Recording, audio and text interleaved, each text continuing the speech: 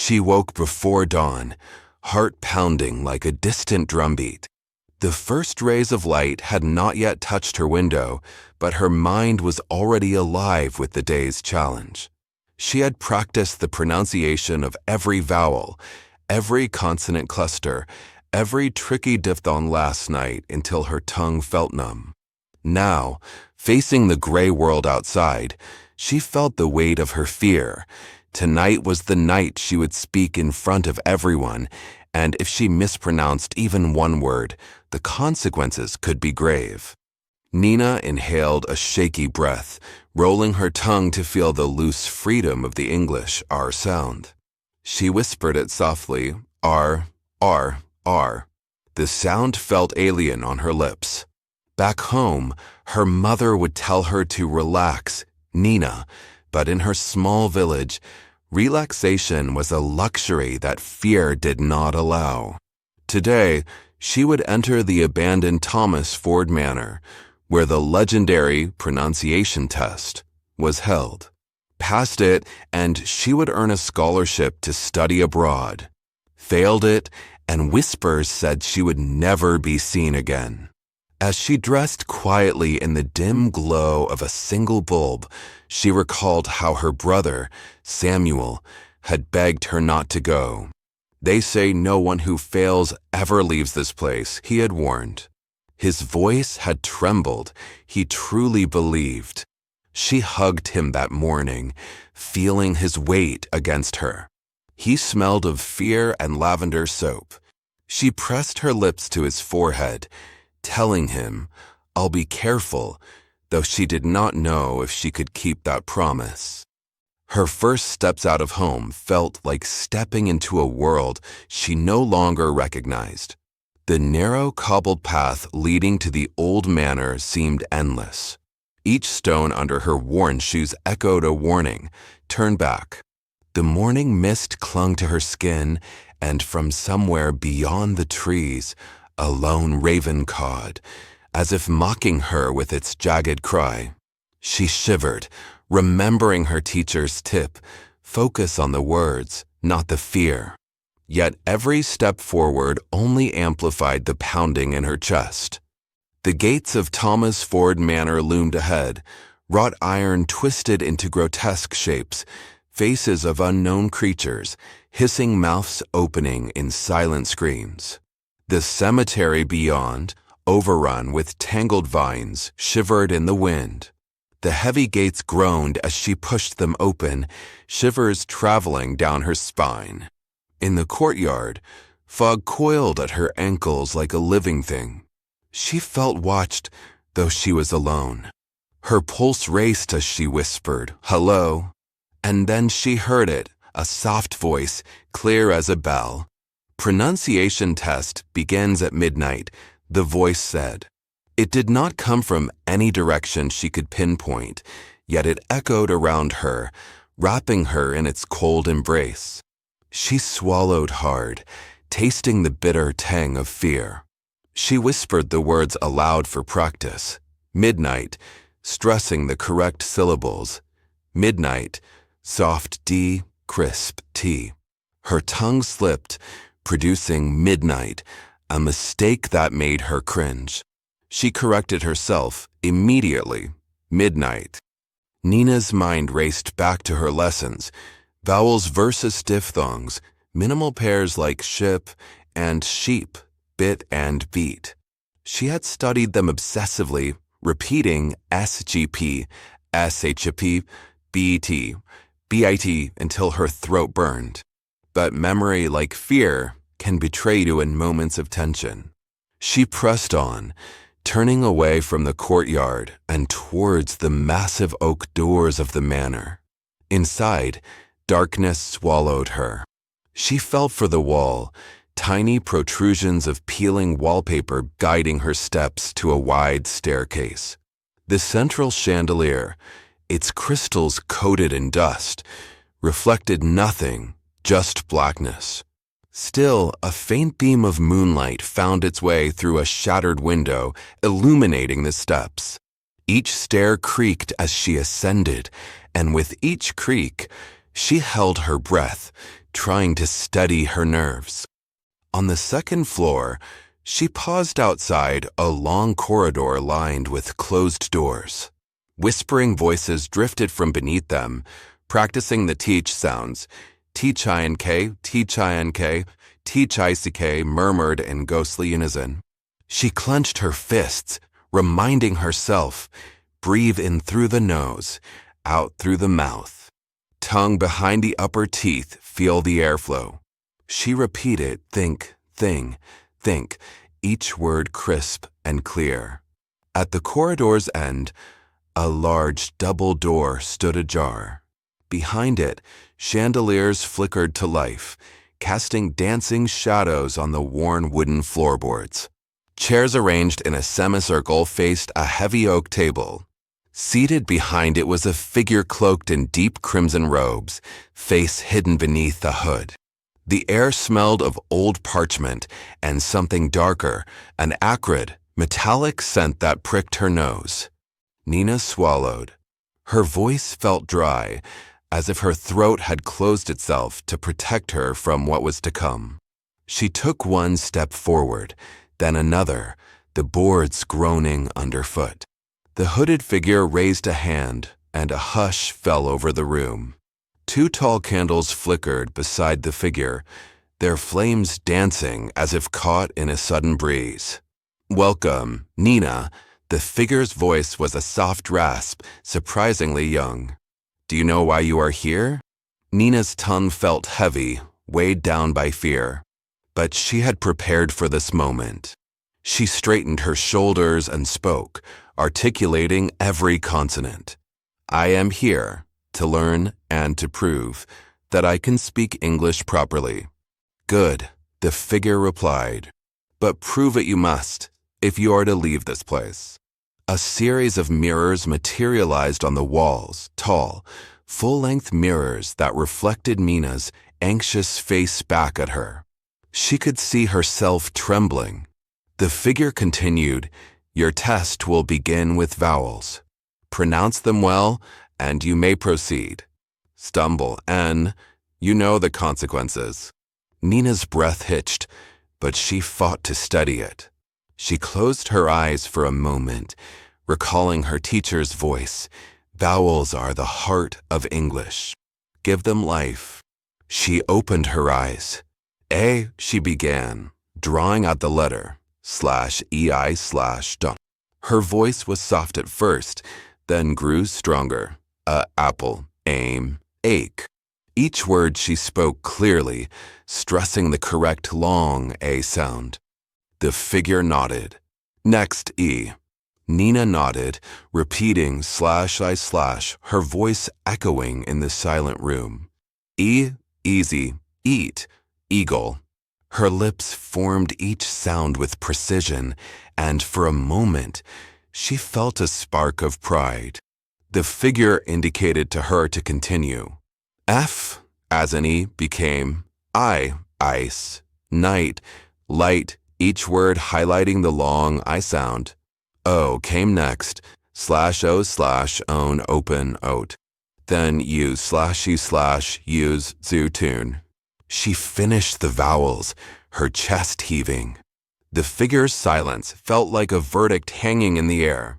Finally, the hooded head tilted slightly. Well done, came the rasp.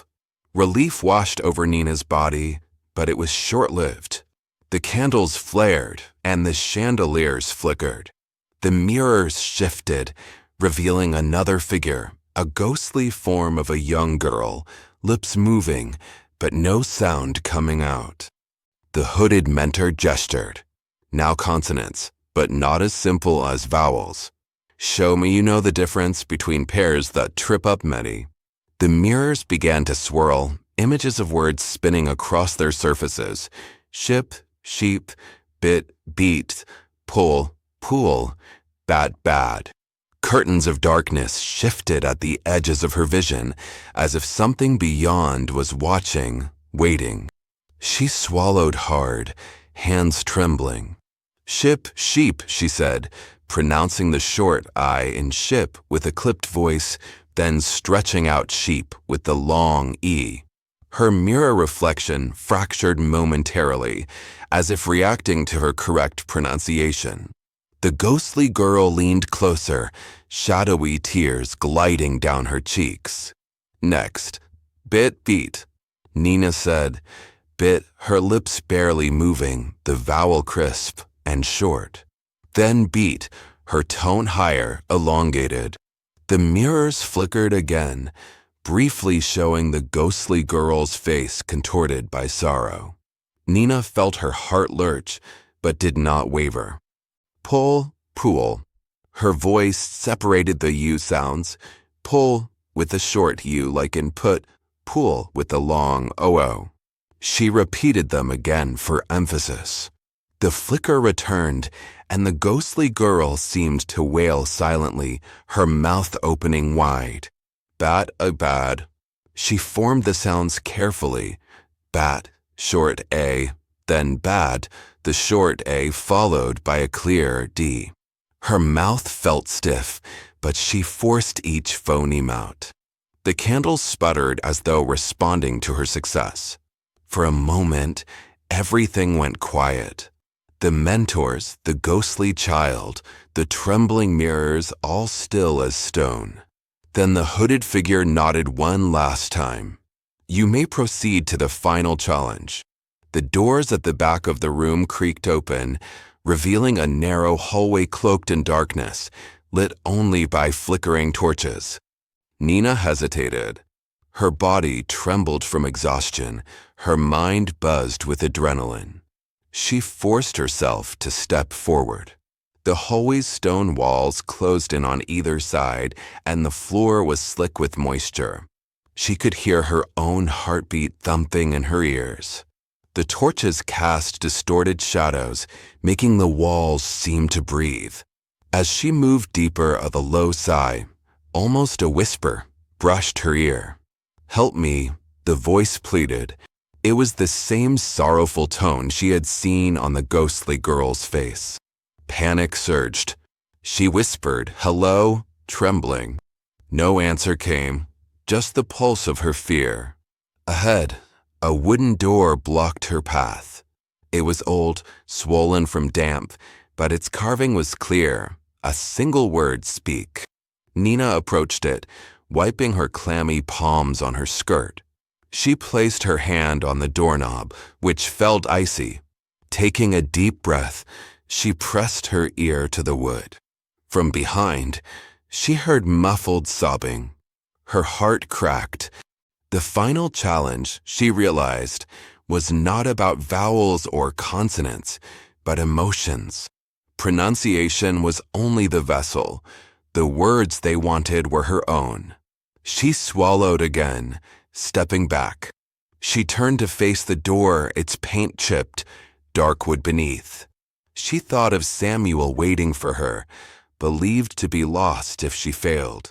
She thought of her mother's lullabies and her teacher's encouragement. She took another breath, forming words she had carried in her heart. "Please," she whispered, voice trembling with raw emotion. "I am here. I want to help you. I know you're in pain. I don't want to fail. I want to make it right." She spoke slowly, deliberately enunciating each consonant, P-L-E-A-C, then each vowel curling around the edges of her lips. The door groaned. The sobbing turned into a strangled gasp, then a soft silence. The torchlight sputtered, and the hallway seemed to tilt. Nina closed her eyes. She felt a cold breeze swirl around her, lifting strands of her hair.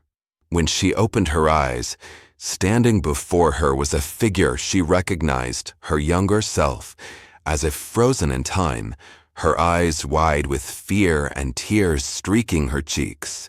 The room behind her revealed an attic filled with old toys, a broken music box, a ragged teddy bear missing an arm, dusty notebooks filled with diary entries in shaky handwriting. Nina's breath faltered. Recognition and sorrow washed over her. This place wasn't just a test.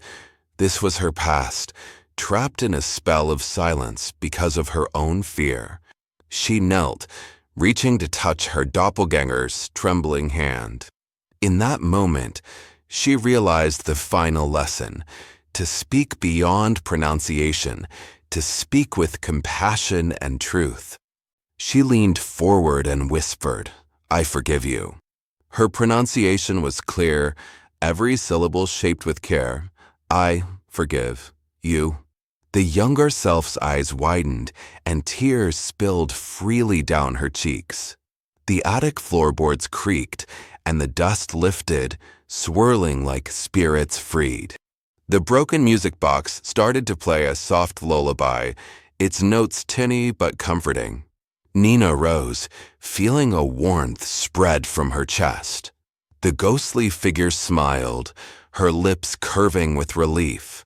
As the music box finished a few bars, the attic dissolved around them. The hallway reappeared, brighter now, bathed in soft golden light. The torches refused to flicker, burning with steady flames. She heard the hooded figure's voice again, gentle and approving. "You have passed, Nina. You have not only mastered the sounds, but also the heart behind your words." The door behind her opened fully, revealing a lush garden with dewy grass and blooming night flowers that glowed faintly under moonlight. In the center stood Samuel, his face alight with hope and awe. She ran to him, her legs trembling but determined. "Samuel," she breathed, her S sound crisp, no hesitation. He looked at her, confusion painting his features. "Nina, you passed." He touched her cheek, disbelief and joy mingling in his eyes. She nodded, tears spilling down her cheeks, but these were tears of triumph. "I did," she whispered, voice steady. "I found my voice." The garden seemed to sigh with relief, petals drifting like snowflakes around them. Behind Mina, the manor's silhouette faded into the night, as if it had never existed. For a long moment, the siblings held each other, letting the gravity of the moment sink in. Then Samuel guided her to a small, ornate podium set at the garden's edge. Upon it lay a single parchment, sealed with wax. She broke the seal and read the words, "By conquering fear and mastering sound, you release those trapped and claim your future. Go forth and let your voice be heard." A breeze rustled the pages, and the garden doors, previously hidden behind ivy, swung open, revealing the path to the world beyond. She looked at Samuel, whose smile was radiant, and then down at her hands. They trembled, still tinged with residual fear, but also pulsing with confidence. That night, as they walked home under a canopy of stars, she practiced softly: confidence, pronunciation, freedom. Each word rolled off her tongue, no longer a source of terror, but a melody she could shape. The shadows of fear receded behind her, and a new light, a promise, guided her steps. In the days that followed, letters arrived inviting her to study abroad. Her village gathered at the station to bid her farewell. Her mother wept tears of pride, and Samuel refused to let go of her hand. As the train pulled away, she looked back at Thomas Ford Manor fading into the horizon, its tests and ghosts left behind. Nina leaned against the window, repeating the words her teacher had written on her chalkboard each morning: "Speak with courage, pronounce with purpose." The rhythm of the train wheels felt like a heartbeat, steady and true. She closed her eyes, letting the landscape blur. In that moment, she realized that her journey to master pronunciation was far from over. It had only just begun. But for the first time, the fear that had once gripped her heart was gone. In its place was a gentle determination, a soft glow of pride. Her voice clear, confident, and alight with emotion rose within her, ready to meet whatever challenges lay ahead. And as the dawn broke over rolling fields, Nina whispered, "Good morning, world," her pronunciation precise, her heart free, and her soul at peace.